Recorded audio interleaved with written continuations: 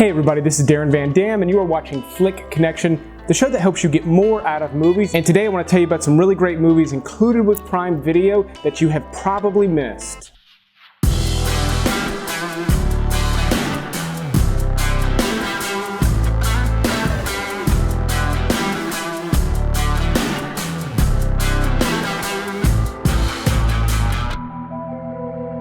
So today we're talking about Prime Video, where movies go to die because they have almost no way of letting you know what's available and what's good, which is why I'm here. This will be a list of 10 hidden gem movies along with a couple of honorable mentions. We'll start at number 10 and work our way all the way up to number 1 in less time than it normally takes you to pick out something good to watch. This video is sponsored by Nirvana CBD. Later in the video I'll tell you more about their great products. But let's go ahead and start with my number 10 pick, which is kind of a cult horror movie called Lake Mungo. Now this is from Australia and it is formatted like a documentary and it is very slow paced, but if you let this one get under your skin, if you suspend the disbelief, which is obviously what you do with any horror movie, but because this one feels like a documentary, I think it takes a little more effort mentally to go, okay, I'm gonna believe that this is real. If you do that, this is a really great watch, which is why it has a cult following. Now, because it's a documentary, it's mostly just building. It's a lot of creepy stuff, but you're not getting scares delivered to you in the same way that you would with a traditional horror movie. So it's a very different experience for that. Anybody that's like a big horror movie buff needs to watch this. But because it's kind of odd that it is a mockumentary and it's, I don't know, it's trickier to get into this one, I've put it back here at number 10, but there are some of you watching who this is gonna be like your new favorite flick. Now this is an eclectic list, there's quite a mix on here, but I do have them ranked in order of which ones I think are the better recommendations. And my next one is also got some horror elements. It's called Residue. Now this is very low budget, but considering how low the budget is, they did a lot of visual effects, a lot of makeup effects and things, but you do have to be aware that you're watching a movie that is not directed by Christopher Nolan. It's easy to see the lower production value in it, but at the same time, it's easy to appreciate a lot of the crazy stuff going on in this one. This is a sci-fi flick. It takes place in this kind of odd future. There's a lot of Lovecraft stuff, meaning just like kind of creatures with tentacles and stuff like that. There's gross out stuff in here, there's goofy stuff in here. It's fun, but also kind of creepy and cool too. It's got a cool vibe to it. In fact, if this one was done with a big budget, it would have been amazing. People would have loved it. And I have no problem with the low budget thing. I'm just tempering expectations, especially if you're someone who doesn't traditionally watch movies like this that have the lower production value. It can be a little jarring at first, but if you are used to it, this is an absolutely great pick. I love this one. It was on Netflix. I recommended it then. It has since moved to Prime, and it's a perfect time to mention it here. There are another couple of movies on here that I used to love to recommend on my Netflix list that are now on Prime, and I'm excited to tell you about them if you haven't seen them yet. Now, longtime subscribers know I'm a fan of weird movies, and Let the Corpses Tan is not only a weird title, it's a super weird movie. So I do need to temper expectations for this one, but I love it. I think movie buffs are gonna love it. I think people who love old westerns like Sergio Leone stuff are gonna love it. I think people who love how weird some of the Quentin Tarantino stuff can get, like the weirdest of the weird that Tarantino does, I think they're gonna love this. If you don't love artsier stuff, this isn't gonna be a hard watch, but this is about sort of this brutal shootout that takes place out in the desert, and it is kind of like a psychedelic thing at times, very trippy at times, all done in camera. It's got a very, very throwback vibe, and honestly, the narrative gets a little bit lost with all the sort of trippiness and stuff, but that's also what makes this movie so unique and so cool. This movie is like a 70s rock video or something. It's really, really fucking cool, but if you do not like art films and you need to have a more traditional narrative, not that there's anything wrong with that, this is not gonna be the movie for you. It's gonna be too weird. If me describing it that way gets you excited, make this one of the first ones you watch off of this list. Now, another one that was on Netflix for quite a while, and I recommended it several times when it was there, is Too Late, starring John Hawkes. In this one, he plays a private detective, and it's got an odd setup to it where you sort of jump back and forth in time, but that's not too unusual. We're used to that. But each scene in this movie is one extremely long take, and they shot it on film. I believe 35 millimeter, which those reels typically are only a few minutes long, maybe 8 minutes long, and some of the scenes are longer than that. So they had to have longer reels, and they're all single takes. So this is very well rehearsed and almost plays out like a stage play, except you're in different settings and kind of real environments, and it feels fairly real. But because it was filmed that way, it doesn't feel like a traditional movie. It's cool in that respect. Additionally, it's just a cool private detective flick with some twists and turns and some personal drama stuff that plays out really cool. I dug all of that stuff. So I did dig the story. I will tell you, there is, I don't know why, but there's an actor that appears early in the movie that I think is not very good at all. I'm not going to say who, I'm not going to point any fingers, but don't let that turn you off to the movie, because it is a very good movie. John Hawkes gives an incredible performance, and it's just kind of cool. But there's guns, there's strippers, there's full frontal nudity, there's shootouts, but there's also a lot of personal drama, and John Hawkes just brings his A game on this one. This is one of my favorite things I've ever seen him in, and I love him as an actor. If anything that I'm talking about strikes your fancy, put it on your watch list, watch this one soon, because I really do think you're going to love it, and you're going to be a little surprised by it, because it is different. All right, now let's switch things up a little bit with like an all-out action movie, like Kill Bill level action, starring Selma Hayek in Everly. This is directed by Joe Lynch, who I think is a fantastic director, and this is, I think, maybe his best movie. It's super cool. Not only is Selma Hayek smoking hot in this one, I believe she's in her 50s in this one, if I'm not mistaken. So she's an absolute smoke show, but she's also a total badass. In this one, she plays this hit woman, very much like Kill Bill, and she's trapped inside a penthouse, and people are constantly trying to kill her, and it's an eclectic mix of people, too. I say it's a penthouse, but it's a brothel, and it's wild. There's a sexual component to it, but also just a lot of violence, blood, explosions. Again, basically all within this one room. So again, with Everly, you get something very different in terms of the experience, but just a cool flick all around. If you want to watch an action movie that you've never seen that might blow your hair back a little bit, Everly is a great way to go. Now, before moving on to my top 5, I have been taking CBD supplements for about a year now with fantastic results. They've helped regulate my mood. I feel more even-keeled day to day, but not drugged. I don't feel like I've been taking something that's altering me. I just feel like I'm not on edge as easily, or not easily as irritable, and I love that. I'm a nicer person to be around. And the folks over at Nirvana CBD are a fantastic sponsor because they have a wide range of products. Now, it's not hundreds of products, but it's everything that you might want. It's gummies, which I think are maybe the best way to introduce yourself to CBD, and the Nirvana gummies are easily the best tasting ones. But they've got drops you can put under your tongue, they've got lotions, and they've got small sample size things as well, so you don't have to go all in and buy a big amount. You can try it out, and they have other supplements that have CBD in them. So if you have trouble sleeping and you already take a melatonin supplement, they have a melatonin supplement that is mixed with CBD.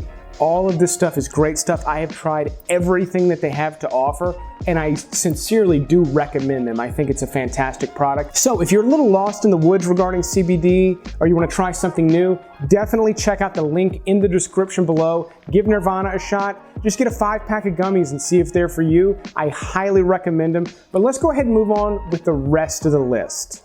Now, I do not recommend anime on this channel often, mainly because I'm not a big anime guy, and anime people don't need somebody that's not a big anime guy to be recommending anime. However, because I'm not a big anime guy, I will let you know if there is something that I think you should watch if you're not an anime person, and Redline is a really cool flick. It's not in a foreign language, it's not what you would traditionally think regarding anime. Mad Max fans are gonna love this. It's high octane racing, and it's got a really cool look to it. Like, if anime didn't exist and this movie did, you would think it was the coolest thing ever. The look of it is cool. The concept of this like intergalactic race is really cool. And the concept makes for some great action, but it's also really well pieced together. I mean, the races and the sequences are really well directed and cut together. It's fantastic in that respect. And because it is anime, the style is just really exaggerated and dramatic, and it's different than anything you could watch that's put to film. And that's inadvertently the theme of this video, I guess, is sort of unusual movies that are just fantastic to watch. But trust me, if you're not an anime person, just put this on. Watch the first 10 minutes of it. You're gonna be hooked. Split Second is an older movie starring Rutger Hauer that takes place in the future, even though I think now it probably only takes place in like the year 2000 or early 2000s. But it's in London, and London isn't flooded, but there's flooding, and they're driving Jeeps everywhere and water shooting out everywhere, but there's murders happening, and Rutger Hauer is on the case. And they're brutal murders. This is a bloody movie, but there is a twist. And no, I'm not spoiling the fact that there's a twist. They market the movie this way, but there's kind of a sci-fi element, something happening that isn't quite clear at first, and obviously because it's a mystery movie, it becomes more and more clear. And it's got this cool 80s vibe to it, obviously with the soundtrack and the look, but also just the concept. It's a cool kind of, I don't want to say what kind of movie it is, because that'll spoil it. But you do need to know that it is graphic at times, but it's just super cool. So if I'm selling you on it at all, I'm not giving away what's actually happening. But if you're intrigued, you should check it out. Again, something that's probably different from anything that you've seen. The Next 3 Days is the title of my next pick, and it is probably the more down the middle movie. It just didn't get a lot of buzz when it came out, and I think time has basically forgotten it. This stars Russell Crowe as a man who's trying to get his wife, played by Elizabeth Banks, out of prison. And not only is this one really well done, but it's cool because it's a prison break movie, but it's someone breaking in to get someone out, and it's very different in that respect. She's not some hardened criminal. She's the mother of his children, and he's trying to get her out. And the movie does a good job of establishing why, the motive, and you buy into it, and then the little details as to how he's going about it are cool, but also feel pretty real. There's a few times where they really kind of jump the shark a little bit, but it's okay. It's not too bad. It's enjoyable and it's entertaining. You know, let's not forget that it is a movie. If you never bothered to watch this one, it's much better than you would expect. I actually didn't expect anything from this movie and was incredibly surprised by it. I thought it was great. All right, now before my top 2 picks, let's talk about a couple of honorable mentions. These are movies that just don't quite make the list, but they're still worth recommending. Operation Endgame is kind of a funny shootout movie. It's kind of like movies like Smokin' Aces, but lower budget, a little sillier, a little more of a comedy, but just a lot of fun. I've recently recommended Killing Gunther, which is on Netflix right now. If you like that movie, Operation Endgame is just as good and just as fun and not that different. So definitely check it out if that's your cup of tea. And then Oats Studios Volume 1. I cannot recommend enough to sci-fi fans. The only reason it doesn't actually make the list is because it is not a movie. It's in fact a collection of 3 short films. They're each about 15 minutes or so, maybe a little less, but these are done by Neil Blomkamp, who's the director of District 9, Elysium, Chappie, and they have some stars in them like Sigourney Weaver, but they don't quite play out like narratives. These are more like concepts, but the production value is high. The action in these is pretty cool. The effects look great. They're beautiful to look at, and the only real problem with watching these is you're probably gonna have a favorite, but you're gonna wanna see the whole movie, and it doesn't exist. That's all it is, but still, can't recommend these enough. They're totally cool. They're also on YouTube. And that brings me to a little housekeeping point on this video. There's often confusion with Prime Video because I'll recommend movies that are paid to watch.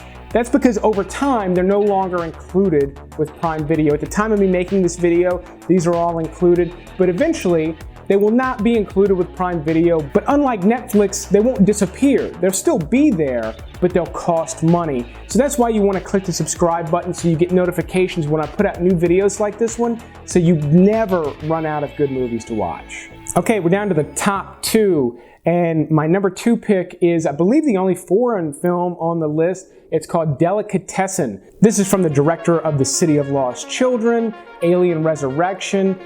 and Amelie, which I think is easily his best movie. This one has dark elements, but it's also basically a dark comedy. It's got this very exaggerated style to it, which is why I recommend it. This is another one that's an art piece, but I think even people who don't watch foreign films and don't watch art films will love this movie. It's got so many cool elements to it, and the visual style of this is just unlike anything you've ever seen. It's about an apartment building where you're seeing the lives of the different people, but the camera sort of moves through the floor and you see what's underneath the floor. And again, just that exaggerated style is so beautiful in this movie. This is probably the highest rated movie critically on this list. In fact, it's featured in probably every book written about movies you need to see before you die. It's one of those movies, but odds are there are a lot of you watching that haven't seen it. If any of this is turning you on, definitely check out Delicatessen, but don't forget I told you it is dark. Not too dark, but don't be too surprised if you see a little blood and some cleavers and stuff. And then my number one pick is going to seem a little odd at first, but just hang with me for a second because I will explain. Most of you should watch this movie. It's a documentary called Dear Zachary, A Letter to a Son About His Father. So this is a story about a young man who died before his son was born, and his best friend decided to make a documentary about his father to show to his son when he was older.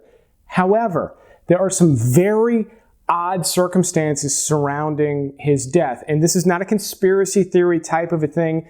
This is one of the most compelling human dramas, like family dramas. There's sex and murder and just all sorts of crazy stuff happening in this, and it unfolds really pretty incredibly. Now, the film quality on this is fairly low because this is a very independent done documentary done with like tapes quite a while ago, but this is incredible. This movie just kind of continues to develop a following because it is so compelling. I mean, I have it on here above some really fantastic movies, mainly because I think almost anybody watching me right now can watch this and not necessarily identify with it, but really get into it. Anybody that loves any kind of true crime stuff, drama, this one's going to break your heart, but it is so well done, and it tells this horrible but amazingly complex story really well. It's incredibly surprising. That's why it ranks at number one. Let me know in the comments below which movies you're looking forward to watching the most. Also, help me thank the Patreon supporters. They've been great supporters of the show for a long time. If you're interested in becoming a Patreon supporter, there's a link in the description below. There's also a link to the channel memberships. That's another way you could support the show and get access to exclusive videos. However you choose to support the show is greatly appreciated, but I will keep making videos like this as long as you keep watching them. Thanks for watching this episode, and you will see me on the next one.